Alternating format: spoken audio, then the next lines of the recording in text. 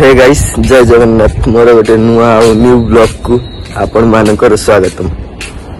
तो कौन कही जीवा चल आज सी बीच जाइकी वर्षा पागर भ्यूटा देखिया केमित लगुच आपण माने टिके सपोर्ट करंतु मते नुआ अकाउंट नुआ ब्लॉग सब किछि नुआ तो सेति किछि कहू चाहूची।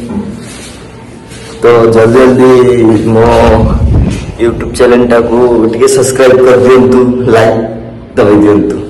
तो चलो जीवा सी बीच को जाइए देखिया एई पावर व्यूज केमिति लाଗୁଛି।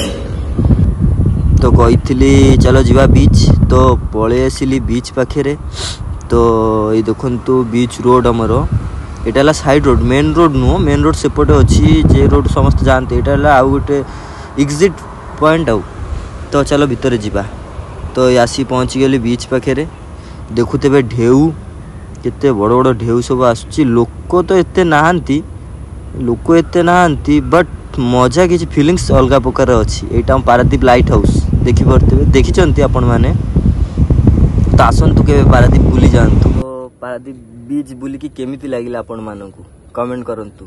जदि भल लगी भल कमेंट करंतु खराब लगिले भी कमेंट करंतु। कौन करिया फास्ट ब्लॉग जेतु किछि भूल हो गले क्षमा कर देबे मते। तो मते टिके सपोर्ट करंतु मु आउरी बढ़िया बढ़िया जगह आपण मानकु देखैबी।